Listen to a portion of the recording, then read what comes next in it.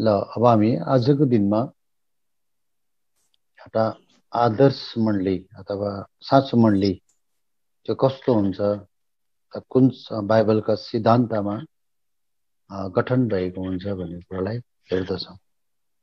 एउटा आदर्श मण्डली अर्थात् ट्रु चर्च अथवा आइडल चर्च या त साँचो मण्डली बाइबलका कति वचनका शिक्षाले गठित भएको हुन्छ।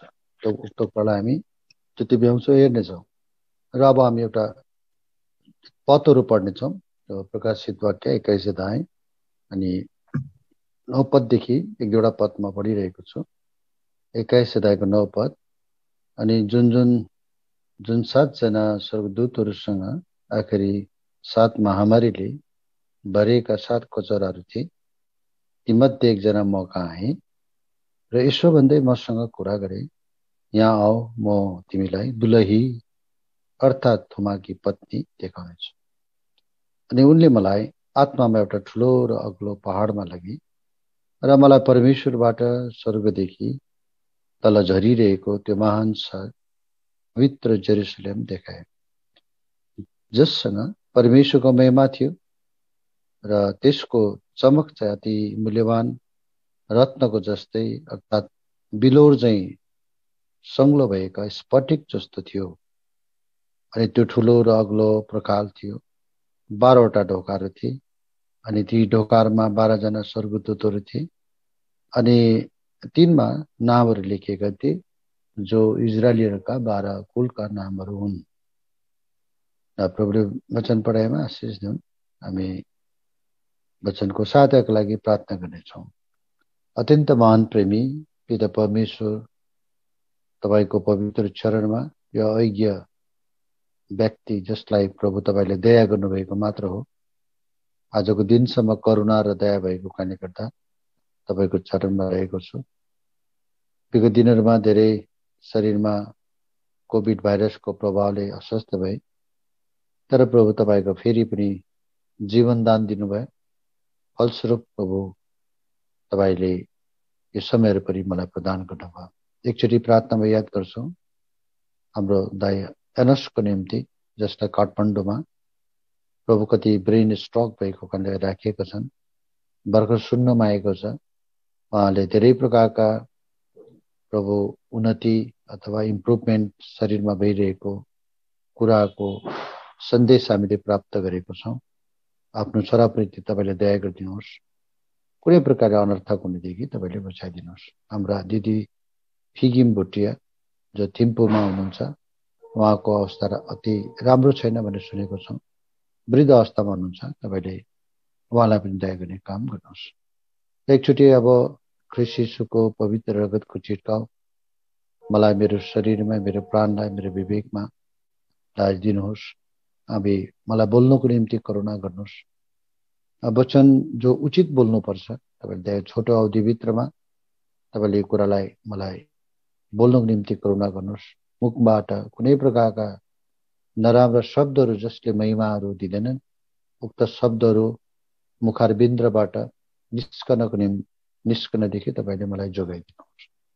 प्रभुको करुणा र दयाभित्र म आफैलाई ल्याएको छु र बिदा तपाईँ प्रभुले आफ्नो यो सञ्चार माध्यमलाई पनि आफ्नो काबुमा राखिदिने काम गरिदिनुहोस् र सबै कुरामा आशिष सधैँ प्रार्थनालाई धन्यवाद सहित यीशु मसीहको नाम पिता सुनि ग्रहण गर्नुहोस्।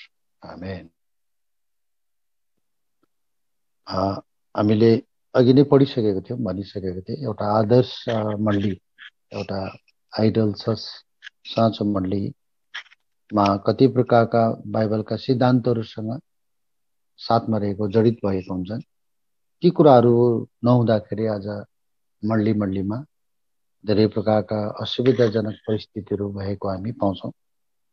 र अब यहाँनिर हामी एउटा कुरा के देख्छौँ भने, अब जब 9देखि प्रकाशित वाक्य 21 अध्यायको 9देखि हामी 18 पदसँग 21 पदसम्म हामी 21 अध्यायको 9देखि 21 पदसम्म हेऱ्यौँ भने यहाँ प्रभुको मण्डलीलाई नयाँ जेरुसलेम भनिरहेको हामी देख्छौँ। अनि 9 पदमा हामी एउटा शब्द आउँछ, आओ म तिमीलाई दुलही अर्थात् थोमाको पत्नी देखाउनेछु।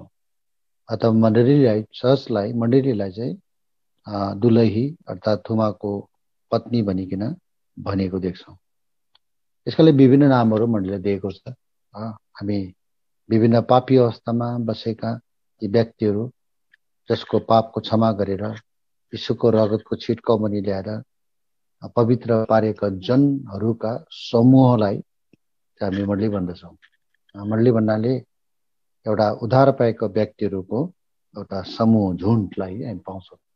यहाँ हामी 21 अध्यायमा हेऱ्यो भने यो समूह इजरायलका पहिला 12 कुलहरू र नयाँ नियमका 12 प्रेरितहरूसँग 12 कुलहरू, 12 जाति, याकुबको छोराको 12 को सन्तान, साथसाथै नयाँ नियम भएका प्रत्येक विश्वासीहरूका एउटा सामूहिक समूहलाई चाहिँ अथवा ग्रुपलाई चाहिँ एउटा प्रभुको मण्डली अथवा घर अथवा हामी दुलही भनिरहेको हामी पाउँछौँ। अनि यहाँबाट अध्ययन गर्दै जाँदाखेरि एउटा के चिज पाउँछ भने, अनि जससँग चाहिँ मण्डलीमा चाहिँ परमेश्वरको महिमा थियो भने लेखेको छ। 11 पदमा जससँग परमेश्वरको महिमा थियो, अथवा मण्डली चाहिँ परमेश्वरको अन्तिम रूप हो, महिमित रूप हो, अथवा परमेश्वरको घर अथवा मण्डलीले चाहिँ परमेश्वरको वास्तवमा अन्तिम महिमित रूपलाई प्रदर्शन गर्दछ। यसकाले गर्दा अब मण्डलीमा एउटा महिमा देखिरहेको हामी पाउँछौँ, जससँग परमेश्वरको महिमा थियो। मण्डलीमा चाहिँ परमेश्वरको महिमा थियो। त्यो महिमालाई झल्काउनको निम्ति यहाँनिर देखिरहेको छ, चम्किला मूल्यवान रत्न जस्तै अथवा बिलोर चाहिँ सङ्लो भएको स्फटिक जस्तो थियो भनिकन विभिन्न कुराहरू लेख्छ।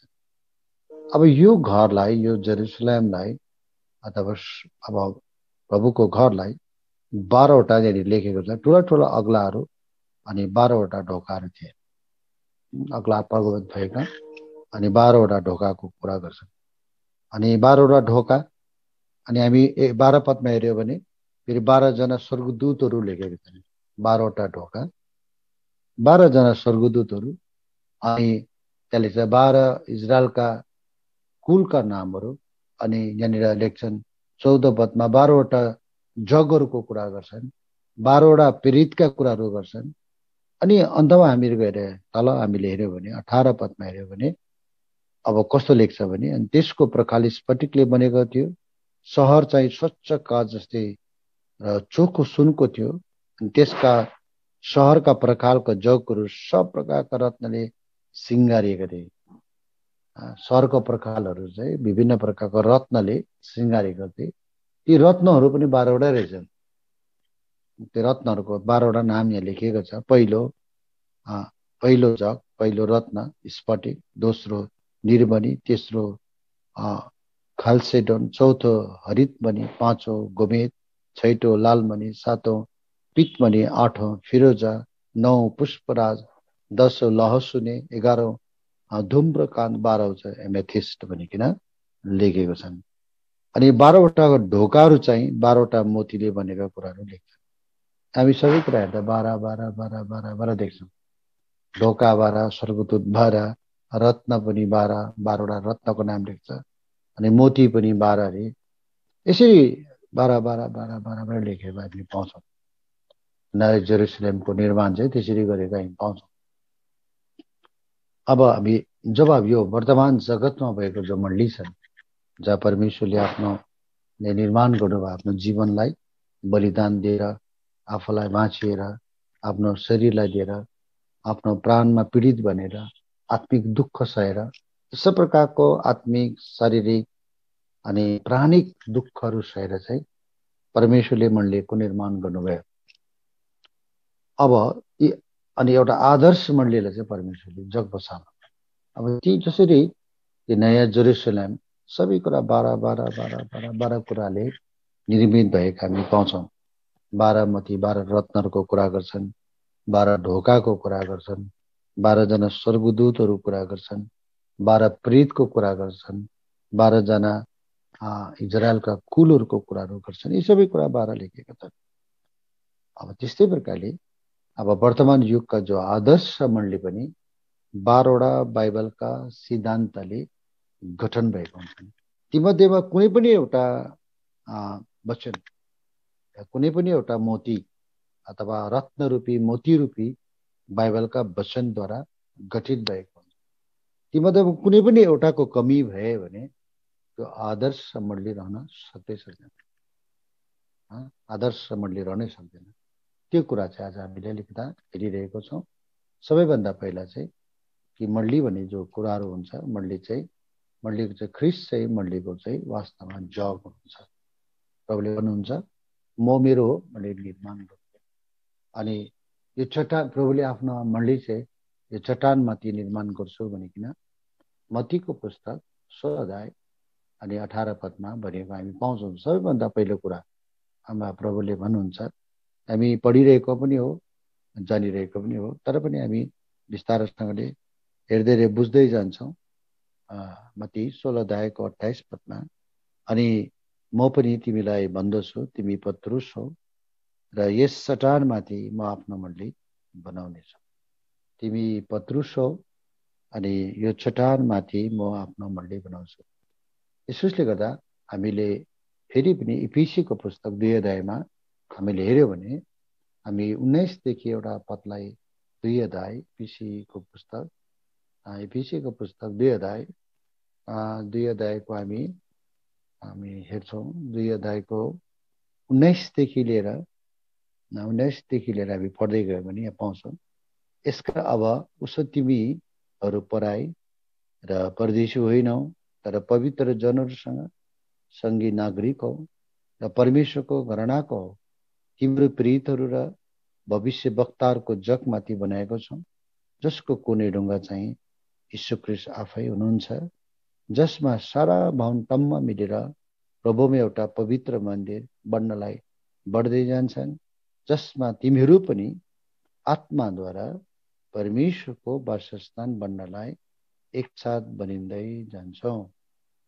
यसकारणले गर्दा हामीले यहाँबाट स्पष्ट बुझ्छौँ। इफिसी 2 अध्यायको 19 देखि लिएर 22 पदसम्म जब अध्ययन गर्छौँ अनि मत्ती 16 अध्यायको 18 पदलाई जब हामी हेर्छौँ, बुझ्दाखेरि चाहिँ वास्तवमा मण्डलीको जग चाहिँ ख्रिस्ट यीशु जो चाहिँ महान अपार जस्तो चट्टान जो हुनुहुन्छ अनि त्यहाँ माथि बनिएको सिमन पत्रुस पनि तीमध्येमा एकजना, ती चट्टानको एउटा चोइटा हो, एउटा सानो टुक्रा मात्रै हो।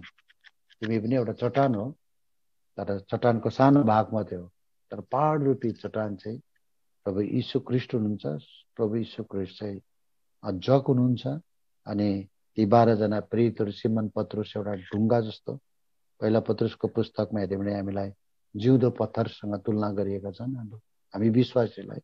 पहिला प्रेरितहरू, त्यस पछाडि अरू थपिँदै गए 120, 30, 300 जना, 3000 जना थपिँदै गएर आज एउटा विशाल प्रभु ख्रिस्टको जगमाथि चाहिँ विशाल विश्वासीले मुक्ति पाएर एउटा घर बनिँदै गरेको भनिन्छन्, जसलाई चाहिँ यहाँनिर के गर्छ। यसकारण तिमीहरू चाहिँ अब चाहिँ तिम्रो पढाइ होइन है। एउटा समयमा चाहिँ तिमी पढाइ थियो, ईश्वरीन अवस्थामा, सहीन अवस्थामा, ज्योतिविहीन अवस्थामा, ज्ञान रहित, बुझ्नै नसक्ने अवस्थामा।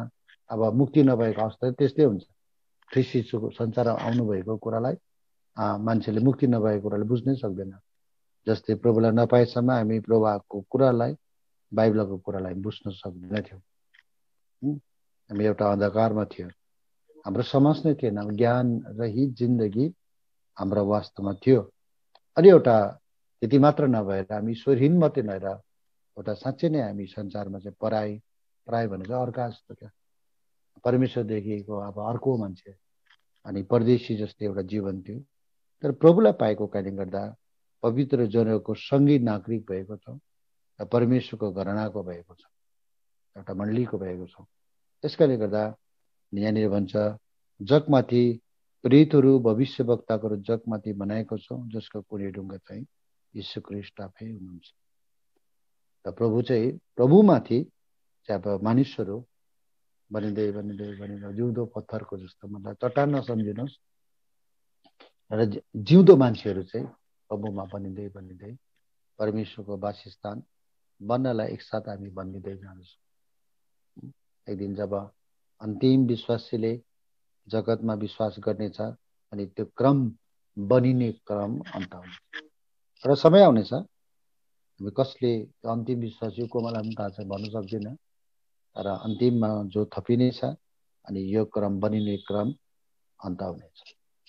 तर एउटा कुरा, अब मण्डलीको वास्तविक जग चाहिँ पूर्ण रीतिले प्रभुको हो अनि मण्डली चाहिँ ख्रिस्टको ख्रिस्टबाट चाहिँ ख्रिस्ट चाहिँ मण्डलीको चाहिँ जग हो भनेर हामीले राम्रो प्रकारले बुझ्नु पर्दछ।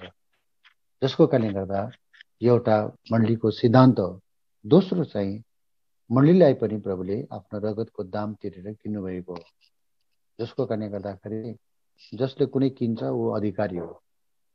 जस्तै एउटा मैले सानो एउटा गाई किन्यो भने, मैले 4,000 रुपियाँ दिएर गाई किन्यो भने अनि म चाहिँ त्यो गाईको अधिकारी भएँ, किनभने मैले गाई चाहिँ 4,000 रुपियाँ दिएर किनेको या त कुनै चिज दिएर मैले किनेँ भने, त्यस्तै प्रकारले प्रभुले चाहिँ साँचो प्रभुको मण्डली चाहिँ यीशु ख्रिस्टको रगतले किनेका लोकहरूको समूह हो। बाइबलमा बार बार बार बार भनेको भन्छन् कि प्रभुको रगतले किनेका जनको हेरविचार प्रेरितलाई भन्छन् 20:28 पदमा, उनीहरूको हेरविचार राम्रोसँगले गर, किनभने यिनीहरू चाहिँ प्रभु यीशु मसीहको बहुमूल्य रगतद्वारा किनेको भनेर प्रभुको वचनमा 20:28 पदमा हामी भनेको दिन्छौँ। दोस्रो कुरा चाहिँ मण्डली चाहिँ साँचो मण्डली चाहिँ यीशु ख्रिस्टको रगतमा पापको क्षमा भएका मानिसहरूको चाहिँ समूह हो।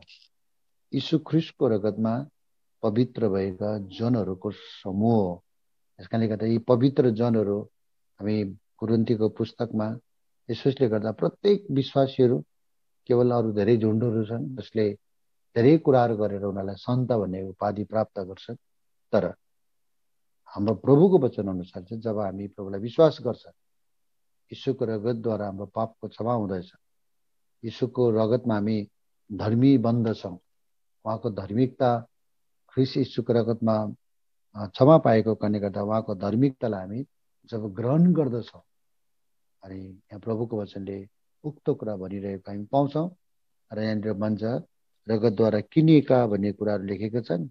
यसकारण प्रेरित 20:28 पद, यसकारण आफ्नो विषयमा र सम्पूर्ण भूगोलको विषयमा होसियारी हुनुहोस्, जसमाथि उहाँले आफ्नै रगतले किन्नु भएको परमेश्वरको मण्डलीलाई चढाउनको निम्ति पवित्र आत्माले तपाईँलाई अध्यक्ष ठहराउनु भएको छ। कसैलाई अध्यक्ष ठहराउँदा परमेश्वरको आत्माद्वारा ठहराउनु पर्दछ। चाहे अध्यक्ष बनाउँछन्, चाहे त डिकन बनाउँछन्, चाहे त जिम्मेवारी बनाउँछन्, चाहे त कुनै पनि सेवा परमेश्वरको आत्माले ठहराएको व्यक्ति हुनुपर्छ। एउटा सिद्धान्त हो। अनि त्यो व्यक्तिले मात्र जसले चाहिँ परमेश्वरको घरलाई मण्डलीलाई चढाउने काम गर्छ। अनि एउटा चढाउने मात्रै नै अधिकारी चाहिँ पटक्क बन्न सक्दैन, किनभने अधिकारी चाहिँ प्रभु हो। किनभने उहाँले आफ्नो रगतको दाम तिरेर हामीलाई किन्नुभएको छ। रगतले किन्नुभएको परमेश्वरको मण्डली भनेर नाम दिएको। त्यस कारणले मण्डली चाहिँ जहिले पनि ख्रिस्ट यीशुको रगतले किनिएको हुनुपर्दछ। यसकारण यहाँ प्रभुको वचनले भन्छन् कि ख्रिस्टको रगतले किन्नु भएको परमेश्वरको मण्डली। जबसम्म परमेश्वरको रगतद्वारा पापको क्षमा भएको कुराहरू आउँदैन, एउटा संस्था हुँदछ, त्यो सोसाइटी हो, त्यो मण्डली भन्न सक्दैन। मण्डली भन्ने शब्द जब आउँछ त्यहाँ यीशुको रगतद्वारा किनिएको कुराहरू आउँछ। एउटा अर्गनाइजेसन हुनसक्छ, एउटा संस्था हुनसक्छ, क्रिस्चियन होस् या कोही पनि होस्, विश्वासीहरूको एउटा ग्रुप होला। त्यो एउटा मण्डली होइन, मण्डली र संस्थामा भिन्नता भएर जान्छ। तर मण्डली जब भन्ने कुराहरू आउँछ त्यहाँ अब संस्थामा मान्छेले बनाएको नियम हुन्छ, संस्थामा चाहिँ मान्छेले बनाएको नियममा छ। तर मण्डली चाहिँ यीशु ख्रिस्टको रगतमा पापको क्षमा भएका उहाँले किनेका जनहरूको समूहलाई चाहिँ मण्डली भन्छ। यसकारणले वार्निङ गर्छ चाहिँ अध्यक्षलाई, तिमीलाई परमेश्वरको आत्माले अभिषेक गरे। यसकारण हामी अध्यक्ष बन्दा कुनै पनि सेवक हुँदाखेरि परमेश्वरको आत्माले चाहिँ हामीलाई अभिषेक गरेको हुनुपर्छ, अध्यक्ष ठहराएको। उहाँले हामीलाई ठहराउनुहुन्छ। मैले केही सेवा गर्न पर्ने अर्कोले के सेवा गर्न पनि परमेश्वरले ठहराउनु। यो कुराहरू हामी बार धेरै धेरै कुराहरू हामी बाइबलमा पाउँछौँ। पहिलो कुरिन्थी 6:20 प्रभुले आफ्नो रगतको दाम तिरेर किनेको कुराहरू हामी गर्दछौँ। त्यस कारणले सेकेन्ड पोइन्ट चाहिँ त्यो हो, मण्डली भनेको चाहिँ यीशु ख्रीष्टको रगतले किनेको, अनि जसको उहाँको मण्डलीको जग चाहिँ साँचो रीतिले यीशु ख्रीष्ट, त्यसमाथि प्रेरितहरू अनि प्रभुको दासहरू हामी सबै बनिँदै बनिँदै बनिँदै एउटा ठुलो नयाँ जेरुसलेम, एउटा दुलही हामी बन्दैछौँ, एउटा प्रभुको घरानाको, ईश्वरीय घरानाको अथवा प्रभुको वासस्थान बन्दैछौँ, जो चाहिँ स्वच्छ छ, टाढैबाट हेर्छ अति स्वच्छ छ, एउटा बहुमूल्य रत्न जस्तो एकदम। अब कस्तो भन्ने, अब हामी कमा त्यो म भाषाले भन्नै सक्दैन। अब त्यो एउटा ग्लासलाई हामी स्वच्छ देख्छौँ, तर त्यस्तो डराउँदो, किनभने मण्डली चाहिँ को अन्तिम रूप चाहिँ परमेश्वरको महिमालाई झल्काउने जो चिज हो, हामी हेर्दै जान्छौँ। 12 कुरा चाहिँ त्यो हो। अनि तेस्रो कुरा चाहिँ जहिले पनि मण्डलीले चाहिँ परमेश्वरको आत्माले गमन गरेको हुन्छ। परमेश्वरको आत्माले, परमेश्वरको आत्मा भन्नाले यीशु ख्रीष्टको जो आत्मा छ, जसलाई हामी पवित्र आत्मा भनेर बाइबलले भन्दछन्, मण्डलीको शासक, एडमिनिस्ट्रेसन गर्ने चाहिँ प्रभुको आत्मा हो, ख्रीष्टको आत्मा हो, जसलाई चाहिँ हामी पवित्र आत्मा भन्दछौँ। अहिले हामी हेरिरहेको थियौँ तेस्रो पोइन्ट चाहिँ, किनभने पवित्र आत्माले तपाईँहरूलाई अध्यक्ष ठहराउनु भएका छ। संसारमा मान्छेले गर्छ नि त। मान्छेले कस्तो हुन्छ भने अब त्यो गमन भएन, परमेश्वरको आत्मा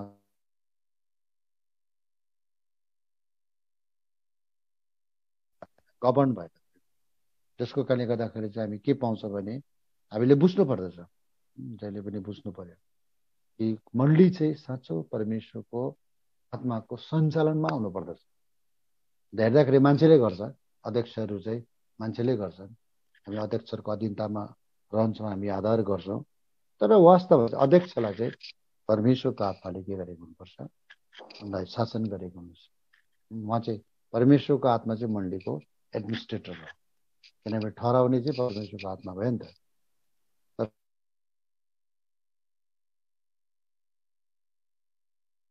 बक्सिङलाई हेर्नु, जसलाई चाहिँ इत्रु कुरा पनि परमेश्वरको आत्माले उहाँलाई के भन्छ, अगुवाई गर्छ।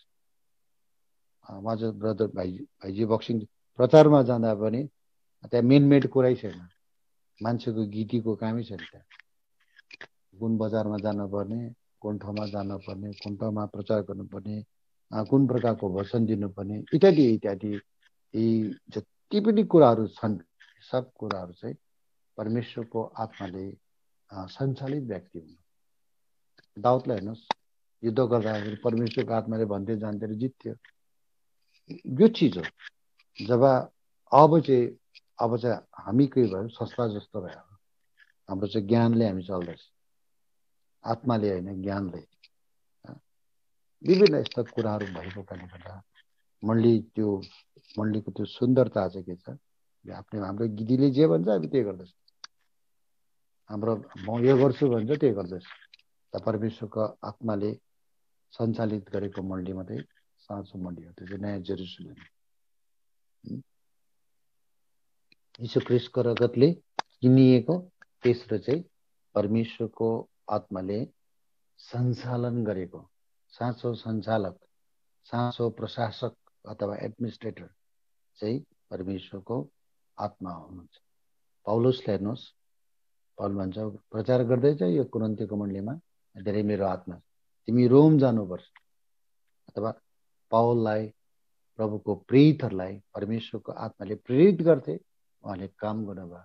हाम्रो बाइबल कतिचोटि मान्छेले प्रेरित भनेर शब्द लाउँछन्, भन्दा अब अन्तिम प्रेरित अब उहाँ त हुनुहुन्न थियो, तर पनि मतलब परमेश्वरको आत्माले उहाँलाई प्रेरणा दिएर उहाँ आफ्नो जिन्दगीलाई व्यतीत गर्ने ठुलो मण्डलीको निर्माण कार्य भन्नुमा परमेश्वरको आत्मा छ। त्यसको कारणले गर्दाखेरि यो उक्त कुरा, तेस्रो कुरा चाहिँ हामीले बुझ्नुपर्छ। त्यस चौथो कुरा चाहिँ आज धेरै यस्ता मण्डली छन्, चर्च छन्, जो चाहिँ मान्छे चाहिँ हेड भएको छ। मान्छे चाहिँ हेड भयो, उसले जे भन्छन्, कतिवटा यस्ता नाम त बताउनु मन लाग्दैन, कतिवटा यस्तो हुन्छ भने मैले अब हिस्ट्री जो चर्चको हिस्ट्री पढ्दै जाँदाखेरि एउटा हेड, संस्थाको एउटा हेड, अब चर्चै भनौँ, वर्तमान चर्चको ट्रुथ चर्च होइन, आइडल चर्च होइन, त्यो हेडलाई धेरै अन्धकारको शक्तिले उपयोग गर्छ।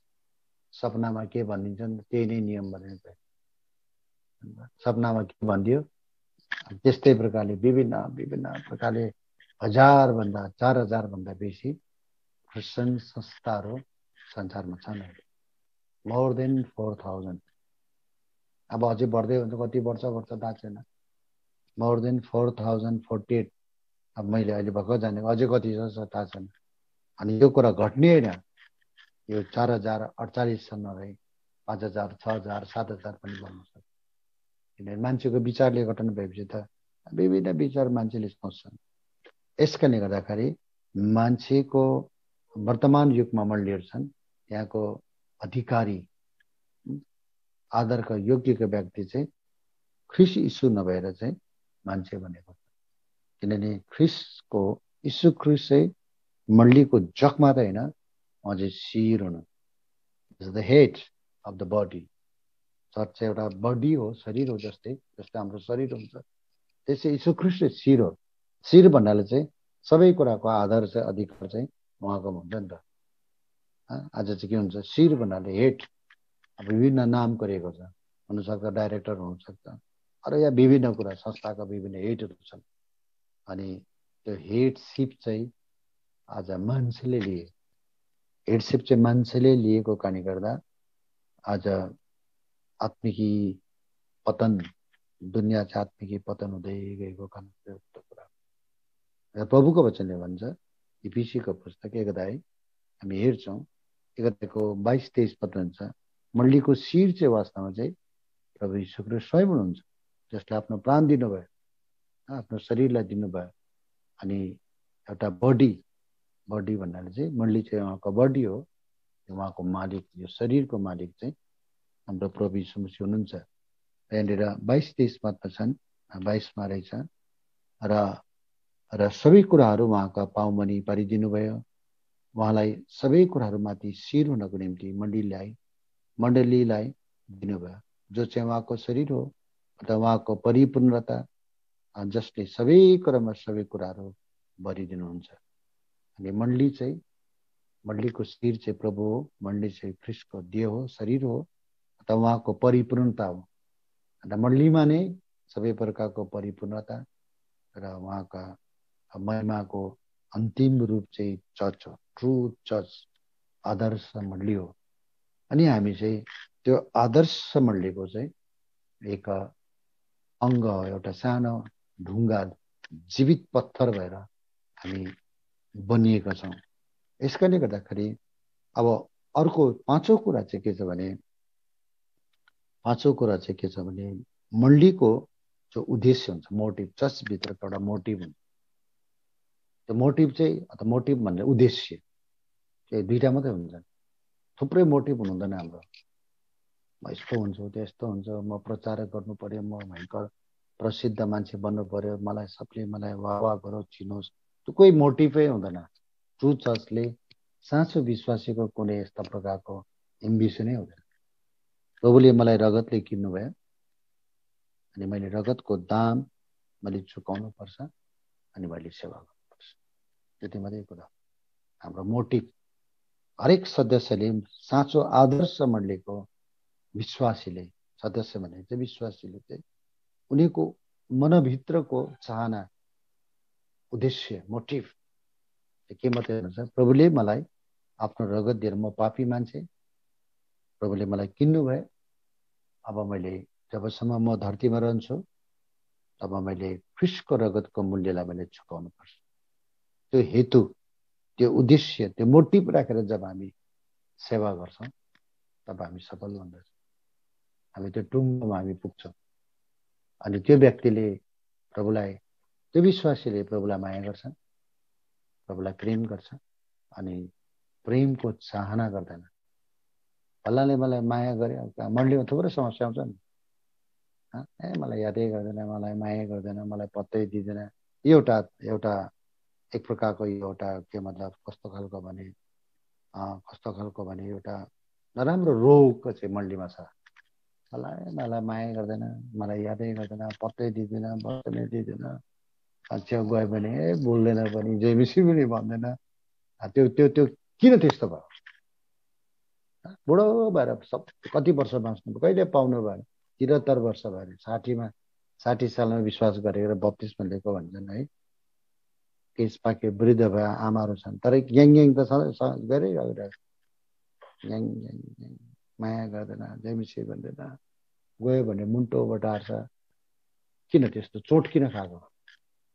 किनभने त्यहाँ मोटिभ चाहिँ गल्ती छ। मोटिभ तपाईँ प्रभुको घरभित्रको तपाईँ र मेरो जो इच्छा हुन्छ नि त्यो अर्कै इच्छा हो। हाम्रो त्यस्तो होइन। प्रभुले मलाई माया गर्नुभयो, मैले प्रभुलाई माया गर्नुपर्छ। प्रभुले भन्नुभयो अरूलाई माया गर्छ। मायालाई बाँड्ने चाहना हुनुपर्छ, मायालाई लिने चाहना हुनुपर्छ। हामी जब बच्चा थियौँ, हामीलाई माया गरेन भने हामीलाई के लाग्थ्यो? मन दुख्थ्यो क्या, ठुसुक्क हुने, बुझ्नु होइन? अब यो जिन्दगी, क्रिस्चियन जिन्दगी आदर्श जसका आदर्श विश्वासीले मायालाई खोज्नु हुँदैन, तर मायालाई बाँड्ने मान्छे, मायालाई के गर्ने? बाँडिदिने, सकिहाल्यो। कसैकोबाट माया लिने काम पनि छैन। कसैलाई, मेरोमा एउटा साथी हुनुहुन्छ कि विश्वासी मान्छे होइन, बङ्गाली मान्छे हो, रिटायर भयो, वृद्ध भयो। उहाँलाई भेट्दा हामीलाई साह्रो पर्छ, किनभने एकदमै वृद्ध सिनियर टिचर, एकदम नम्र मान्छे। उहाँले पहिल्यै हामीलाई भेट्नेसित कि उहाँले जेमिसी जेमिसी भनेर भेटेर चाहिँ नमस्ते गरी पठाउनु, बङ्गाली क्या, नमस्कार गरेर आउँथ्यो क्या। यति भएका हाम्रो यो अञ्चलमा हाम्रो म जो बिरपाडा भन्ने ठाउँ बस्छु, एउटा बङ्गला हाई स्कुल छ, यति क्या, मतलब कहिले पनि मान्छेले चाहिँ मलाई नमस्कार गर्नु छाने नचाने। त्यस कारण उहाँलाई भेट्ने साथ हामी पहिल्यैबाट एकदम यस्तो गरिहाल्छौँ क्या, किनभने हामीलाई लाजो मर्दो बनाउँथ्यो बुढो मान्छे नमस्कार। जस्तै मलाई अब मेरो अब स्कुलमा नारायण भनेर दिन्छ, नमस्कार नारायण बाबु अथवा नारायण सर भनेर पहिल्यै दिन्थ्यो। अब कस्तो लाग्थ्यो। त्यसले गर्दा हामी एक्टिभली, उसले कहिले पनि मलाई मान्छेले मलाई रेस्पेक्ट गरोस् भन्ने नचाहने मान्छे क्या। मान्छेलाई नमस्कार दिइरहने मान्छे, विश्वासी होइन, हेर्नुहोस्, बङ्गाली मान्छे, तर सबले उसलाई नाम चाहिँ, उसको नाम चाहिँ काला हो, मान्छे चाहिँ बिहोरा चाहिँ गोरे क्या। नामले त कहाँ हुनुहुन्छ, काला दा भन्थ्यो हामी, तर मान्छे चाहिँ कस्तो हो, गोरे धानी हो। अब त्यस्तो मान्छे, नामले पनि के हुँदो रहेछ? मान्छे काला भनेर त काले मान्छे भनेर त्यो काले दादा भनेको, र मान्छे चाहिँ त्यस्तै मिठो क्या, अझै पनि छ। हाम्रो सबै कामहरू उनले भन्नु पर्दैन, के आछे हाम्रो कर्म भन्दै क्या, के छ तिम्रो, म सहायता गर्छु। के बङ्गाली, के नेपाली, के आदिवासी, के बिहारी, उसको के मतलबै छैन। त्यस्तो चाहिँ त्यो चाहिँ ट्रु चर्च, आदर्श चर्चको आदर्श विश्वासीले मायालाई कहिले खोज्नु हुँदैन। हामी मतलब मान्छेले जमिसे भन्नुहोस् न, हामीले गर्नु, ठुलोले गर्नुहुन्छ। आजको दुनियाँमा के भयो? अब हामी ठुलाहरूले पनि गल्ती गरे पढाउँछ, मलाई ढोक्छ कि ढोक्दैन, यस्तो कुरोको एक्सपेक्ट गर्नुहुन्छ हामी। बट हामीले पहिला नानीहरू जयमेसी भनिदिन्छ, अल्लाहले मलाई जयमेसी भनेर, जयमेसी पनि झगडा छ, कसले पहिला गर्ने क्या, कस्तो अब हाम्रो कसले जयमेसी पहिला भने। त्यो बहुत डरलाग्दो, त्यो मोटिभ जो छ नि, हाम्रो दिमागकै ठिक छैन, हाम्रो सोच नै ठिक छैन। हामीलाई वचन दिएन भने ठुस्किन्छ, बोल्दैन भने ठुस्किन्छ। हामी त्यो के छ, हाम्रो मोटिभ भित्र के गल्ती छ, हाम्रो प्रभुको सेवा गर्नुको उद्देश्यमा गल्ती छ। हामी बच्चा हुँदा हामी के थियौँ, मलाई दिएनौ, यादै गरेनौ, यस्तो मनमा विश्वास भन्नुहुन्थ्यो क्या, इज्जतै गरेनौ। तर आजकल लाग्दैन, मलाई त लाग्दैन आजकल। दुनियाँदारी गर नगर, खुसी हुनु पऱ्यो, मेरो काम हो प्रार्थना गरिदिने, म आशा गर्दैन। त्यसकारणले गर्दा आदर्श चर्चका आदर्श विश्वासीले अर्काको इज्जतलाई खोज्दैन, अर्काबाट प्रेमको आशा गर्दैन। यादमा लिने होइन, दिने भन्छ, मायालाई दिने विश्वास, मायालाई दिने। यीशु ख्रीष्टले त दिएर सक्नु भएन, केही त राख्नु भएन, सबै देख्नुभयो। शरीर टुक्रा टुक्रा पारिदिनु भयो, मुटुमा रगत केही राख्नु भएन, केही त राख्नु भएन, न इज्जत राख्नु भयो, न सम्मान छ। दारी जुगा तपाईँको लागि दिइहाले, थप्पड लगाइदिइहाले, ठुगिदिएले नि त मान्छेले, होइन त? ठुगी त दिए आफ्नो सामर्थ्य त्यति। त्यस कारण चेलाहरू त ठोकर खाएको त्यो पनि होला नि। कस्तो लुब्दो मान्छे हो भने पनि भने होला। अघिसम्म त निकै सामर्थ्यवान काम गर्दैछ, अहिले त यस्तो हेरेर मान्छेले के अरे अन्य जातिले पिटेको त केही गर्दैन, बोल्दैन पनि के हो के। त्यसकारणले गर्दा आदर्श जसका आदर्श विश्वासीको उद्देश्य हो प्रेमलाई बाँड्ने हो, लिने होइन दिने हो। लिनदेन भनेको त पैसा कौडी मात्रै होइन नि त। हामी चाहिँ के सम्झिन्छ भने लिनुभन्दा दिनु राम्रो है, पैसा चाहिँ दिनु भन्ने सोच होइन नि। अब किन पैसा, किन गरिबले त के पैसा त हुन के दिन्छ? तर हामी दिनुपर्ने कुरो चाहिँ माया हो, प्रेम हो, चिज हो। मन दुखाउने काम केही पनि छैन हाम्रो। त्यस्तो खालको कुरा हो। त्यो परिपक्वतामा हिँड्न आउँछौँ। आदर्श जसको आदर्श विश्वासीले उद्देश्य हो, दिने उद्देश्य हो, लिने उद्देश्य है। यो सिद्धान्तमा त्यो स्वच्छ नयाँ जेरुसलेमका विश्वासीहरूको विचार र सोच यस्तो हुँदछ। तेस्रो कुरा चाहिँ मण्डली त्यो मण्डली हो जसले चाहिँ साँचो आदर्श मण्डलीमा चाहिँ साह्रै बेसी प्रार्थना गर्छ। व्यक्तिगत त्यसरी मण्डलीले पनि प्रार्थना गर्छ। अनि त्यो मण्डली चाहिँ त्यो मण्डलीको शक्ति र जीवन चाहिँ प्रार्थना। हामी प्रेरितको पुस्तक 12 अध्यायमा जब हेर्छौँ त्यहाँ लेख्छन् मण्डली चाहिँ के गरे, सिमन पत्रुस जेलमा छ, कस्तो डरलाग्दो भयानक अवस्था त्यो थियो। हामीले बाइबल पढ्दाखेरि त कस्तो कस्तो लाग्छ, एउटा डरलाग्दो त्रासले परिपूर्ण अवस्था हो त्यो। एकजना प्रभुको दासलाई मृत्यु भइसकेको थियो, तलवारले काटिसके। सिमन पत्रुस अब जेलमा छ।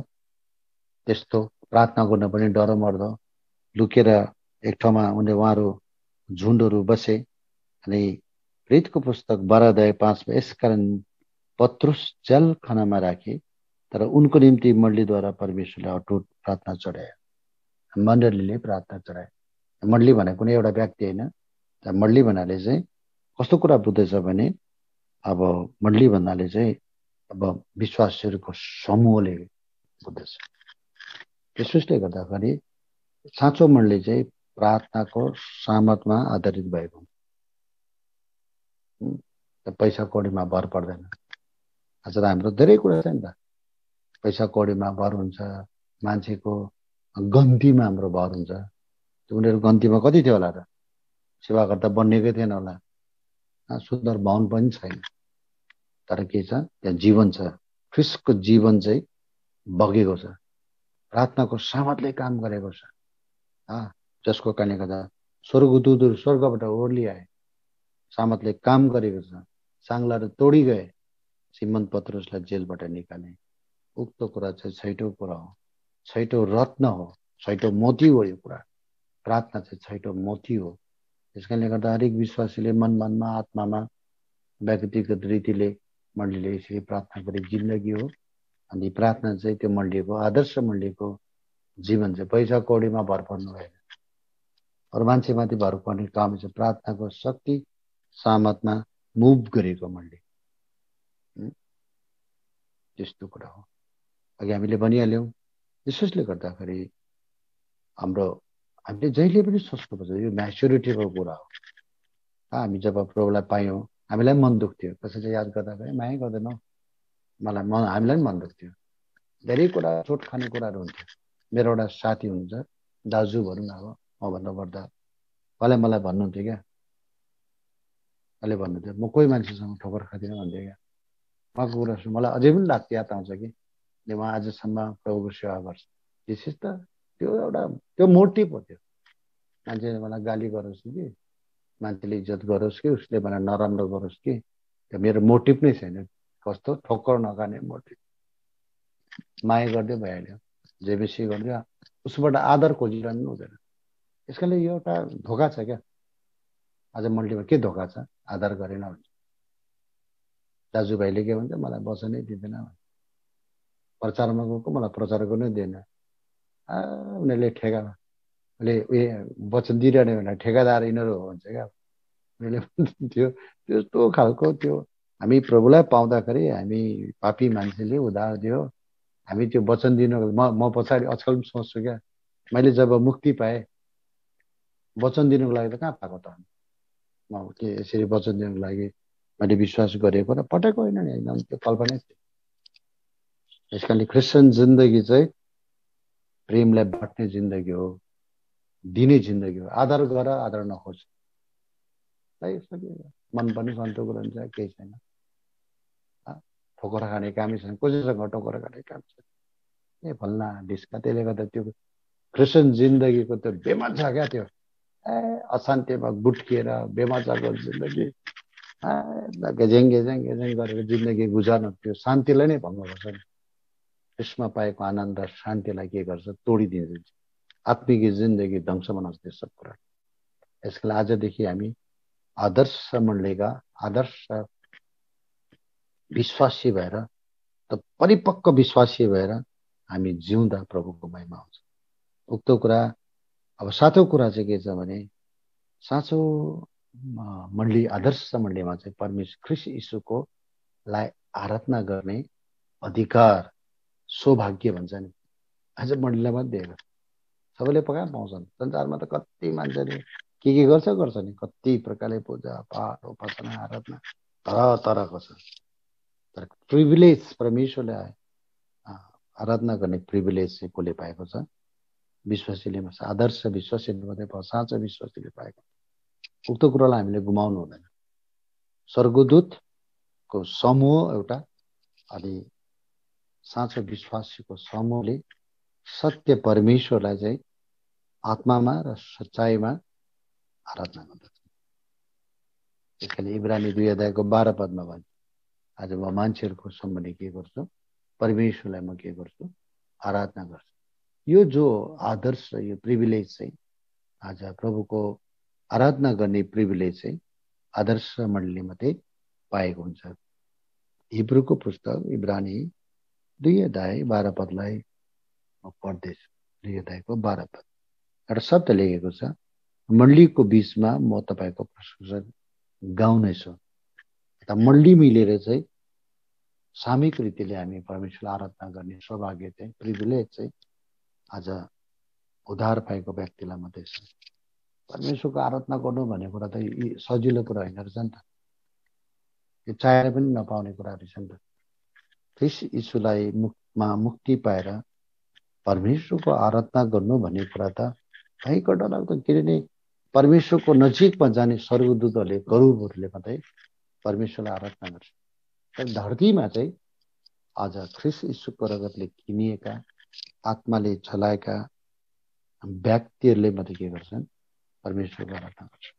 यो प्रिभिलेज, यो सौभाग्य तपाईँलाई अनि मलाई छ। यो सातौँ कुरा हो। अर्को कुरा, आठौँ कुरा चाहिँ के छ भने नि, मण्डलीको चाहिँ कस्तो हुन्छ? एउटा रुल हुन्छ। रुल चाहिँ कस्तो? हामी प्रभुको वचन छ हाम्रोमा, हामी पढ्छौँ, ठिक छ। हामी प्रभुको घरमा जान्छौँ, त्यो पनि ठिक छ। तर मण्डली चाहिँ यस्तो चिज हो कि यसलाई चाहिँ एक दुसरालाई चाहिँ हामीले सुधार्ने हो। जस्तै मेरो जिन्दगीमा एउटा दाजु हुनुहुन्थ्यो, अनि बुढो मान्छे, केस पाकेको। म एक दिन ड्युटीमा जाँदै थिएँ, म त्यति बेला साइकलमा जानु पर्थ्यो। साइकलमा गएँ, अन्त यसो हेरेँ विश्वासी रहेछ। अन्त मैले ठक्क गाडी रोकेँ क्या, मेरो साइकल, गाडी माफ गर्नुहोस्, गाडी होइन, मेरो साइकल रोकेँ। अनि साइकल रोकेँ, त्यो दाजु जयबेसी दाजु भने, मैले भने दाजु त अन्त अचानक यस्तो रातो न पिरो भयो क्या, मलाई थाहा छैन के भयो अब। अन्त दोकाने एउटा बहिनी हुनुहुन्थ्यो कि, दोकाने बहिनीले चाहिँ, ओ सर, बिहारी बहिनी हो कि, ओ सर देखिए ना क्या अद्भुत घटना हुआ भन्छ क्या हुआ बहन भन्छ नि। अरे देखे नि ये आदमी कैसा है भन्छ क्या हो बहन। त्यो दाजु चाहिँ रातो न पिरो भएर रातो न पिरो भने चाहिँ के भयो भनेर सोध्छु नि म। अरे हेर्नुहोस् न, यो मान्छेले नि अहिले भर्खर सिगरेट सल्काएको थियो कि, जस्तो सिगरेट सल्कायो त्यस्तै फ्याँकिदियो तल भन्छ क्या। उसले चाहिँ बुझेको छैन, मलाई देखेर चाहिँ फ्याँकेको भन्छ। जस्तो उसले सिगरेट खाएछ त्यस्तै के गरेछ उसले, बिचारालाई मलाई देखेर फ्याँकिदियो। अब के हामी के बुझ्छौँ? यो दाजुको बेइज्जती म अहिले पनि गर्न चाहदिनँ। तर त्यति बेला चाहिँ मैले बुझेँ चर्च भनेको कुरा चाहिँ यस्तो हुँदो रहेछ। यसलाई चर्च चाहिँ एउटा विश्वासीले अर्को विश्वासीलाई नि के गर्छ, इडिफाई गर्ने चिज हो, त्यो चाहिँ रुल हो। त्यो चाहिँ कसैले गल्ती गर्दा हामी मायाले भन्न सक्छौँ, गाली चाहिँ गर्नु हुँदैन। किनभने पौलुसले पनि कहिले गाली गर्दैन थियो, बुझ्नु भएन? पौलुसले रुँदै सम्झाउँथ्यो बरु, हामीले भन्नु हुँदैन। कसैले के गल्ती गरेको एउटा विश्वास मात्यो अरे हामीले दुनियाँभरको वचनमा ठोकेर पेपर ठट्टाएर गाली गर्नु कहिले हुँदैन थियो। बरु हामीले रुँदै रुँदै सम्झाउनुपर्छ, भाइ तिमीले सिगरेट खाएर मात्यो भने परमेश्वरको महिमा हुँदैन। यदि मैले रुँदै त्यो मान्छेलाई भन्यो त्यो मान्छेले कुकर्मदेखि बाँच्छ। यस्तो प्रकारको इडिफाई आजको चर्चमा चाहिँ के हुन्छ भने मुखले हामी भन्दैनौँ, अन्त मौका पाए आइतबार पाएपछि चाहिँ त्यहाँदेखि ट्याप्पल ठटाइटाटे दिन्छ क्या, गाली गरेर आमामा रातो न पिरो भनेर। ताकि कोही कोही बेला यस्तो लाग्छ कि विश्वासीको प्रभुको दास बोलेको हो कि राजनीतिको नेता बोलेको जस्तो बनाउँछ। हामी पनि त्यस्तो थियौँ, म पनि त्यस्तो थिएँ, म स्वीकार गर्छु। अहिले हामी पनि गाली गर्थ्यौँ क्या, तर उमेरहरू बित्दै गयो, अहिले बुझ्दै जान्छ। त्यसरी प्रभुको वचनकोलाई साधन बनाएर साधारण विश्वासीको विश्वासलाई हत्या गर्न हाम्रो काम हो। हाम्रो काम हो जाने प्रभुको लोभलाई भने भाइ तिमीले यसो गऱ्यौ प्रभुको महिमा। यो चाहिँ इडिफिकेसन, इट इज द रुल। सुधार मण्डलीको नियम हो त्यो, चर्चको एउटा रुल अफ द चर्च हो। त्यो हो एक दुसरालाई एडिफाई गर्ने। एफिसीको थिचुलेको पुस्तक आइदियो भने प्रभुको आगमनको बारेमा, प्रभुमा सुतेर पहिला हामीभन्दा अगाडि गएका विश्वासीको बारेमा के हुन्छ, ऱ्याप्चरको बारेमा बताएर यस्ता कुरालाई एक दुसरालाई के गर, सुधार गर, उन्नति गर, सान्त्वना देऊ, एडिफाई गर भनेर हामी लेख्छौँ। यसको चर्चभित्र चाहिँ एउटा एडिफिकेसनको काम हुन्छ। त्यस कारण एक दुसराको हाम्रो सम्बन्ध इम्पोर्टेन्ट हो नि। हामी घनिष्ठ एउटा साथी जस्तै मेरो मिल्ने साथीलाई, उसलाई त म त बिग्रेको हेर्नु सक्दिनँ, ऊ कमजोर भएको हेर्नु मन लाग्दैन। मैले मेरो साथीलाई भनेको छु हात जोडेर त्यस्तो नगरिदियो भनेर, नाम बताउनु चाहने कति साथीलाई भन्यो हात जोडेर त्यसो नगरौँ हामी भनेको। यसकारणले गर्दाखेरि आदर्श चर्चमा चाहिँ विश्वासीले प्रभुको वचनको आधारमा गाली गर्दैन, बदनामी गर्दैन। अर्काको बदनाम गरेर हामीले केही फाइदा छैन। हाम्रो त्यो मोटिभ नै होइन। हाम्रो एउटै उद्देश्य छ, सुधार क्या, एडिफिकेसन, आत्मिक उन्नति चाहिँ कसरी गर्ने। यसकारणले गर्दा विश्वासीसँगको सम्बन्ध चाहिँ घनिष्ठ हुन खाँचो छ। त्यो घनिष्ठतामा चाहिँ के हुन्छ भने के पनि जस्तो लाग्दैन। जस्तै हामीले छोराछोरीलाई हामी कोही बेला गाली गर्छौँ मायामा। छोराछोरी भन्छ मेरो बाउले, मैले मेरो छोरालाई गाली गर्ने, बाबाले माया गरेर भन्छ, त्यो त माया छ नि। कोही बेला छोराछोरीले हामीलाई भन्छ बाबा यस्तो भयो, छोरीले भन्दा छोराले भन्दा, हामीले बुझ्नु पऱ्यो त्यहाँ त एउटा माया छ नि, लभ छ नि, एउटा प्रेमको कारणले गर्दा भन्छ। त्यसमा माइन्ड गर्ने कामै छैन। त्यस्तो एउटा घनिष्ठ सम्बन्धलाई कायम राखेर हामी एक दुसराको आत्मिक सुधार चाहिँ आदर्श मण्डलीका आदर्श साँचो विश्वासीले गर्छ। तमासा गर्दै गर्दैन, एउटाले भुल गरेर हामीले तमासा गर्ने कामै छैन। अर्कालाई तमासा गर्नु जाँदा हामी आफै तमासी। मण्डली चाहिँ गाली गर्ने ठाउँ होइन, अर्काको बदनाम गर्ने ठाउँ होइन, तर एक दुसरालाई एडिफाई गर्ने ठाउँ र क्लोजनेसमा हामीले के गर्नु पर्यो, भन्नु पर्यो। It is the rule of the church. आदर्श चर्चको नियम हो यो। हामीले मौका पायो भने आइतबार चाहिँ पाएछ म भन्छ। मलाई एकजना ठाउँमा त्यसो भयो, एक ठाउँमा 31 तारिकलाई सेवा भयो। अन्त मलाई एकजना मान्छेले त्यहाँको जिम्बरीले बोलाएर भन्यो, यहाँ त यस्तो यस्तो यस्तो छ त पिटर भाइ, अलिकता वचनद्वारा बताउनु पर्छ है भनेको। मलाई त कसो कसो लाग्यो भने बताएन। उसले भने के त्यहाँको घटना र बतायो। मलाई चाहिँ स्वतन्त्रै भएन त्यो बताउने। उसले के सम्झ्यो मलाई थाहा छैन। त्यो मैले प्रसङ्ग पनि मलाई आएन भने उसले भनेपछि त मलाई त भन्नै अप्ठ्यारो भयो, किन मलाई थाहा छ यो चाहिँ तरिका होइन। त्यसको लागि दया, हामी कोही पनि प्रभुको दासहरू वचन दिनेहरूले चाहिँ दिस न the rule of the truth छ। जस्तै हाम्रो भाइ बक्सिङले भन्नुहुन्छ नि, जस्तै भए पनि यसलाई प्रकट गर्नु हुँदैन। हामीले वचन दिँदा दिदीबहिनीको छेउमा होस्, सन्डे स्कुलको छेउमा होस्, आइतबारको छेउमा गाली गरेर कराएर मान्छेको बेइज्जती गरेर यस्तो कहिले गर्नु हुँदैन। मान्छेलाई अलिकता भुल गऱ्यो भने त्यसलाई भयङ्कर गरेर त्यस्तो गर्नु कहिले हुँदैन। हामी सबै पापी, कमजोर, दुर्बल हामी मान्छेहरू। यो चाहिँ मण्डलीको 8औं नियम हो, 8औं रत्न हो यो। त्यस्तो कुराहरू। अब 9 कुरा चाहिँ के छ भने नि, मण्डलीको एउटा रेस्पोन्सिबिलिटी हुन्छ, सबैको एउटा जिम्मेवारी हुन्छ। मेरो पनि छ, त्यो चाहिँ खालि त्यहाँको मण्डलीको जिम्मेवारीको मात्रै होइन। त्यो जिम्मेवारी हामी सबै विश्वासीको एउटा जिम्मा छ। त्यो मण्डलीको आत्माको एकतालाई चाहिँ कायम गर्ने प्रयत्न गरेर हुन्छ।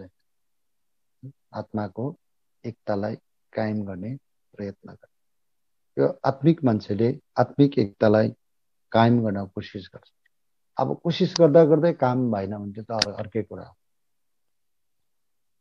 तपाईँ कोसिस गर्नुहुन्छ, अब बुझ्दै बुझ्दैन, अब गर्दै गर्दैन भने त प्रभुले जान्नुहुन्छ। तर हाम्रो रेस्पोन्सिबिलिटी चाहिँ के हो भने आदर्श मण्डलीका साँच्चै विश्वासीको हामीले चाहिँ चर्चलाई चाहिँ के आत्माको एकतामा बनिरहने काम हो। हामी यो कुरा हामी पढ्छ नि, एपिसीको पुस्तक 2 अध्याय, एपिसीको पुस्तक 2 अध्याय 18 देखि म पढिहालेँ। 2 अध्यायको 18 पददेखि यहाँनिर लेख्छन्। 18 देखि रहेछ यहाँ लेख्छ, किनकि उहाँले नै हामी दुई एउटै आत्माद्वारा तिमी कहाँ पुग्न पाउँछौँ। यसकारण अब अघि हामीले पढेको थियो, फेरि 4 अध्यायको पद रहेछ, माफ गर्नु, 4 अध्यायको 16 पदमा हामी पढ्छ है। उहाँबाट नै सम्पूर्ण शरीरले हरेक अङ्गको नाप मुताबिकको प्रभावकारी काम अनुसार हरेक जोड्नीहरूको सहायताद्वारा तम्म मिलेर एकसाथ बाँधेर प्रेममा आफ्नै उन्नति गर्नको निम्ति शरीरको वृद्धि गर्दछ। जसरी हरेक अङ्ग, हरेक पार्टमा, बडी कति हड्डी छ, कति अरबौं अरबौं कोषहरू छ, टिस्यु छ, अर्गेन्सहरू, अङ्ग प्रत्यङ्ग छ, सबै चिज। गिद्धीको मात्रै कति छ, नसा कति लामो छ है, नसा मात्रै नर्भ्सहरू सिस्टम, नर्भस सिस्टमले कस्तो डरलाग्दो छ। यो सब मिलेर एउटा बडीलाई सञ्चार गर्दछ। त्यस्तै प्रकारको कुराहरू चाहिँ बाइबल पनि हो। किन एउटा खोटो निक्ल्यो भने त्यो एकता बन्न सक्दैन। तर हाम्रो रेस्पोन्सिबिलिटी एउटा हरेक विश्वासीको यो होइन कि केवल त्यहाँ सेवा गर्ने दाजुहरू अनि सेवा गर्ने दिदीहरूको मात्रै जिम्मेको होइन नि, मण्डलीको एकतालाई कायम राख्ने सबैको काम हो। एपिसी 4 अध्यायको 16 पद हुन्छ। अनि त्यसमा चाहिँ के एउटा शब्द लेखेको चाहिँ त्यसको एउटा बन्धन रहेछ है। त्यो चाहिँ एकदम प्रेमको बन्धनमा बाँधेर भन्छ नि, आत्माको एकता चाहिँ प्रेमको बन्धनमा बाँधेर। यो दिनहरूमा यसकारणले गर्दा जब अन्तिम दिनहरू आउँदै जान्छ, विश्वासको हत्या हुँदै जान्छ, प्रेमको हत्या हुँदै जान्छ, पवित्रताको हत्या हुँदै जान्छ, यो एउटा प्रेमको बन्धन, आत्माको एकताको हत्या हुँदै जान्छ। तर आदर्श मण्डलीले चाहिँ उक्त कुरालाई कायम राख्छ। अब कसैले तोड्यो भने हामी विश्वास मान्ने कामै छैन। हामी जति छौँ उक्ले उक्त नियमलाई हामी के गर्छौँ, पालन गर्छौँ। अनि परमेश्वरको वचनलाई पनि रक्षा गर्छ। जस्तो एउटा चोर छ है, चोरलाई पक्रेर बजारमा पक्रेपछि त्यहाँदेखि मान्छेले पिट्दैछ अरे, अचानक पुलिस आयो भने पुलिसले टिपेर चाहिँ थानामा लिएर जान्छ। त्यहाँ भन्छ पुलिसको, अन्त कहाँ छ त्यो चोर भने पुलिसको कस्टडीभित्र, अथवा नेपालीमा हिरासत भन्छ, हिन्दीमा पनि सायद हिरासत भन्छ, हिरासतमा, कस्टडीमा। कस्टडी चाहिँ त्यो चोरलाई सजाय दिनु मात्रै लगेको होइन, त्यो चोरले चाहिँ त्यो कस्टडीभित्र त्यो हिरासत र सुरक्षा पनि पाउँछ। बजारमा त मारिदिन्छ। पौलुसको पनि त भयो नि, दङ्गा फसाद भइरहेछ, के भयो थाहा भयो, पौलुस भन्ने मान्छेलाई के गर्छ, सिपाहीले लिएर जान्छ उनीहरूले, अनि त्यो हिरासतमा राख्छ। पौलुसको जिन्दगी बच्छ। यदि त्यो मतलब दङ्गा फसादमा भएको भए प्रभुको दासको प्राण निस्किन्थ्यो। त्यस्तै प्रकारले आज साँचो मण्डलीले, आदर्श मण्डलीले चाहिँ परमेश्वरको वचन र खाँटी शिक्षालाई चाहिँ हिरासतमा लिन्छ। साँचो शिक्षालाई चाहिँ कायम राखिरहेको हुन्छ। वचनलाई वचनलाई चाहिँ रक्षा गरिरहेको हुन्छ। वचनलाई रक्षा गरिरहेको हुन्छ। जस्तै एउटा देश चल्नको निम्ति नि 5% 10% प्रतिशत मान्छेहरूको ज्ञानले चल्छ अरे देश, एउटा देश। नेपाल चल्नको निम्ति केही 5 वा 10% विद्वानहरूको कारणले गर्दा देश चल्छ। हाम्रो भारतमा 140 करोड मानिसहरू छन्। ती मध्येमा ती 5 वा 10% मान्छेको असल ज्ञानी बुद्धिमानी मान्छेको बुद्धिले देश चलेको। त्यस्तै मण्डलीमा पनि अब सबै मान्छे शारीरिक हुँदैन, सबै मान्छे मूर्ख हुँदैन। धेरै बाबुहरू आमाहरू आत्मिक हुन्छ, धेरै छोराछोरी पनि आत्मिक हुन्छ। यस्तो होइन कि मैले कति कुरा देखेँ वृद्ध नै ज्ञानी हुन्छ भन्ने हुँदैन। धेरै जवान छोराहरू छोरीहरू पनि आत्मिक प्रकारले ज्ञानी हुन्छ। यसोसले गर्दाखेरि प्रभुको वचनलाई र खाँटी शिक्षालाई चाहिँ के गर्छ, हिरासतमा राखिरहेछ भनेको चाहिँ सुरक्षा गरेर राख्छ। यस्तो हो, हाम्रो बाबुले हाम्रो भाइजी बक्सीमा यसरी गर्थ्यो त, सुरक्षा गर्छ। यसरी चल्थ्यो त भनेर के गर्छ, सुरक्षा गर्छ। यस कारणले गर्दा परमेश्वरको वचनलाई सुरक्षा चाहिँ आदर्श मण्डलीले राख्छ। अर्थात् परमेश्वरको वचनलाई के गर्छन्, पालन गरेर बसेको छ। पहिलो तिमोथी 3 अध्याय मैले सक्न लागेँ। पहिलो तिमोथी 3 अध्याय 15 पदमा, पहिलो तिमोथीको पुस्तक 3 अध्यायको 15 पदमा यसरी लेखेको छ।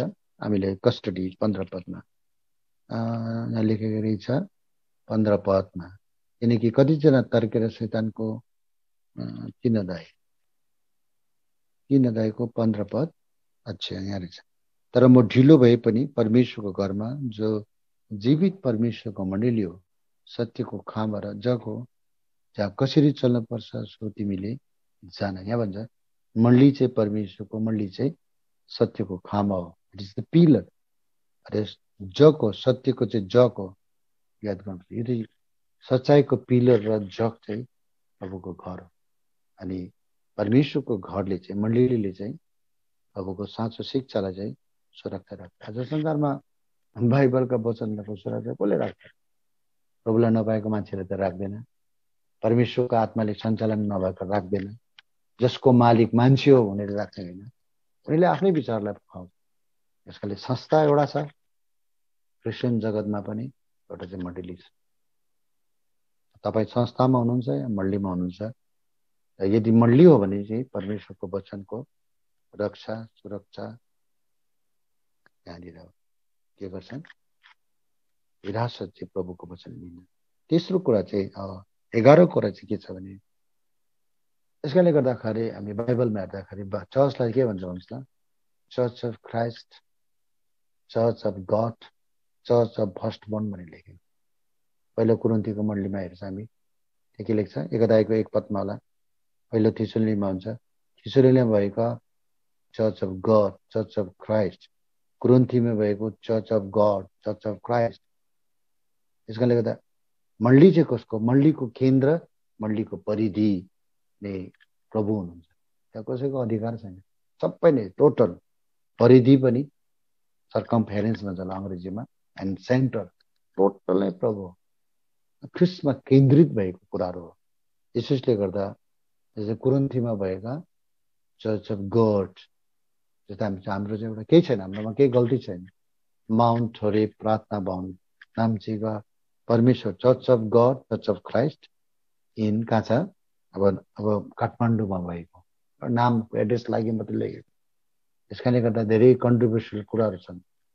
तर यसको अर्थ चाहिँ हो, चर्च चाहिँ अन्ली प्रभुको मात्रै हो, चर्च चाहिँ अन्ली ख्रिस्टको मात्रै हो, चर्च चाहिँ मरेर बौरी उठ्ने प्रभु यीशु ख्रिस्टको मात्रै फर्स्ट बोर्न उहाँको मात्रै हो, अरू कसैको भनेर church of God, church of God, church of Christ भनेर हामी लेखेको। संसारमा अब कति मान्छेले के लेखेको लेख्छ, गीतीले जे भयो त्यही लेखिदिएको छ नि। बाइबलको कुरालाई पट्या भने चाहिँ केही पनि पाउँदैन। त्यसको 11औं कुरा अनि अन्तिम कुरा जो चाहिँ हामी सुरुमा भनेको त्यो चाहिँ हामी अब कन्क्लुजन गर्छौँ। अन्तिम कुरा चाहिँ परमेश्वरको महिमा चाहिँ मण्डलीको चाहिँ अन्तिम रूप हो।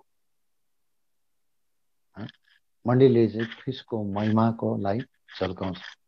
इब्रानी 2 अध्यायमा भन्छ धेरैलाई धेरै पुत्रलाई उहाँको महिमामा लिएर आउँदाखेरि प्रभुले आफ्नो प्राण दिनु। र चर्च चाहिँ स्वर्गको एउटा अन्तिम रूप हो, महिमित रूप हो।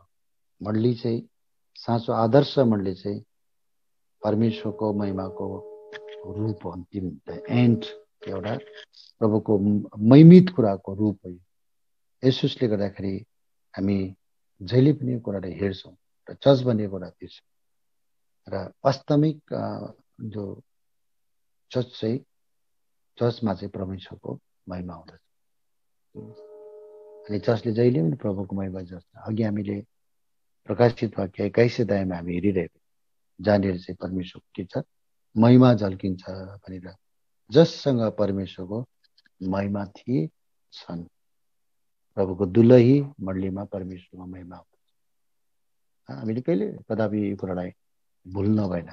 एफिसी 3 अध्याय 21 पदमा, एफिसीको पुस्तक 3 अध्यायको 21 पदमा हामी पाउँछौँ। 3 अध्याय 21 पदमा हामी पढ्दछौँ, लेखेको छ उहाँलाई नै मण्डलीमा फिस यीशुद्वारा पुस्ता पुस्ता युग युग महिमा भइरहोस्। आमेन। मण्डलीमा परमेश्वरको, मण्डलीभित्र परमेश्वरको महिमा। त्यसकारण यो मण्डली चाहिँ एफिसी 5 अध्याय 27 पदमा यसरी वर्णन गर्छ। हामी पढिरहन्छौँ, सुनिरहन्छौँ। अनि यहाँ भन्छन् 27 पदमा, र महिमित मण्डलीको रूपमा त्यसलाई आफ्नो सामु उपस्थित गराउनलाई भनेर लेखेका छन्। र महिमित मण्डलीको रूपमा ख्रिस्टको वास्तविक महिमाको झलक चाहिँ मण्डलीमा देखा पर्छ। मण्डली भनेर तपाईँ र ममा देखा पर्छ भन्छ। हामी चाहिँ एउटा हामी सबै मिलेर, जस्तै आज हामी जति पनि सेवामा छौँ, हामी सबै विश्वासीले मिलेर चाहिँ आज हामी प्रभुको के गर्छौँ, महिमित मण्डलीको रूपमा त्यसलाई आफ्नो सामु उपस्थित गराउनलाई, जसमा न दाग छ, न चाउरी छ, न कुनै कुरा नै छैन, तर त्यो पवित्र र निष्कलङ्क छ। एकदम ती 12वटा रत्न जस्तो एकदम स्पष्ट उज्यालो, एकदम विभिन्न रत्नहरू एकदम एकदम क्लियर स्वच्छ क्या। त्यो हामी जस्तो पापी घिनलाग्दो मान्छेलाई रगतले किनेर एउटा स्वच्छ हेर्दै टाढैबाट हेर्दा कस्तो देख्दछ, अति ढलग्दो ट्रान्सपारेन्ट क्या, एकदम ढलग्दो। हामीलाई त्यो वास्तवमा कुरा देखेको तपाईँहरू हामीलाई देख्छ। त्यो चाहिँ को हो? तपाईँ र म हो। तपाईँ र मलाई चाहिँ त्यसरी देखिन्छ। किनभने तपाईँ र म जब सबै भेला हुन्छौँ, भेला हुँदाखेरि चाहिँ त्यो रूप देखेको हामी पाउँछौँ। त्यो चाहिँ दुलै हो। फेरि पनि अन्तर्भुक्त पदलाई पढ्छौँ। अनि जुन 21 अध्याय, प्रकाशित 21 अध्याय 9 पदमा, जुन 7 जना स्वर्गदूतहरूसँग आखिरी 7 महामारीले भरेका 7 कचरा थिए, तीमध्ये एकजना म कहाँ आएँ र यसो भन्दै मसँग कुरा गरेँ, यहाँ यता आउनुहोस् न, हेर्नुहोस् न एउटा कुरा कस्तो अचम्म छ। हेर्नुहोस् न, धरतीका मान्छेलाई यीशु ख्रिस्टले बचाएर पापको क्षमा गरेर यस्तो बनाउनु भएको छ। उहाँको दुलैलाई हेर न, उहाँको मण्डलीलाई हेर न, क्या अद्भुत छ, हेर न, अब हेर भनेर भनिरहेका हामी पाउँछौँ। ऊ चाहिँ को हो? म तिमीलाई उहाँको दुलै अथवा उहाँको मण्डली, उहाँको पत्नीलाई म देखाउने छु। कस्तो छ? जससँग परमेश्वरको महिमा थियो, त्यसको चमक चाहिँ अति मूल्यवान रत्नको जस्तै, बिलोर झैँ सङ्लो भएको स्फटिक जस्तै। कस्तो अचम्म कुराहरू छ। त्यस कारणले गर्दा त्यहाँनिर कस्तो छ अरे, 12वटा मोतीको ढोका अरे, 12वटा स्वर्गदूतको परा, 12वटा गोत्र, अरे सबै 12 रत्नले जडित भएका। त्यो कोही पनि होइन। त्यस्तो चाहिँ हाम्रो त्यो अन्तिम हाम्रो रूप हो, जुन महिमा चाहिँ प्रभुले हामीलाई दिनुभएको। त्यस कारणले गर्दा आदर्श मण्डली चाहिँ, साँचो मण्डली चाहिँ परमेश्वरको एउटा महिमित मण्डली र जहाँनिर चाहिँ प्रभुले तपाईँ र मलाई के दिनुभयो, मुक्ति दिनुभयो। यसोसले अब हामी उसो हामीले एक दुईवटा कुरा भनेर अन्त गरिहाल्छौँ। अबदेखि होस् हामीलाई कसैलाई माया खोज्नु परेन। यीशु ख्रीष्टले माया खोज्नु पनि धरतीमा दिने काम गर्नु, जसले गर्दा चाहिँ हामी मन ठोकर खाँदैन, मन अमिलो हुँदैन, कसैबाट के खोज्नै छैन हामीलाई। मान्छेले भन्नुहोस् के भन्छ भन्छ है, माया दिइरहने क्षमा दिइरहने यस्तै जिन्दगी हाम्रो भएको। यसरी 12 रत्नले जेरुसलेम जडित छन्, 12वटा मोतीको ढोकाले जडित छन्। यो साँचो मनले पनि 12वटा यो सिद्धान्त प्रभुको वचनले यस्ता गुणले जडित भएको आदर्श मण्डलीको आदर्श साँचो विश्वासी प्रभुले हामीलाई बनाएको हुन्। हामीले भुल गर्यो भने पनि प्रभुले अन्जान अवस्थामा हामी भुल गर्छौँ। कति हामी ठोकर खाँदैछ होला, कति हाम्रो मन दुख्दैछ होला, कसैसँग कुण्ठित हुँदैछ होला, मलाई तपाईँले भन्नुहुँदैछ मलाई हेला गर्दैछ, मलाई वचन दिँदैन, मलाई प्रचार गर्न दिँदैन, अरूलाई दिन्छ, एकदम पार्सियलिटी छ भन्नुहुँदैछ होला, तपाईँको मन कुण्ठित होला, दुखित होला। त्यस्तो गर्दा तपाईँलाई निन्द्रा लाग्दैन होला, तपाईँलाई रिस उठ्दै होला। यो सब कुरा बेकार हो, यो सब कुरा बेकार हो। आउनुहोस्, रहेको जिन्दगी जो छ माया दिएर, क्षमा दिएर,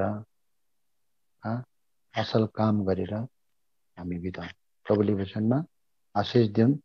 साँचो आदर्श मण्डलीको आदर्श छोराछोरी हामी बनाऊ।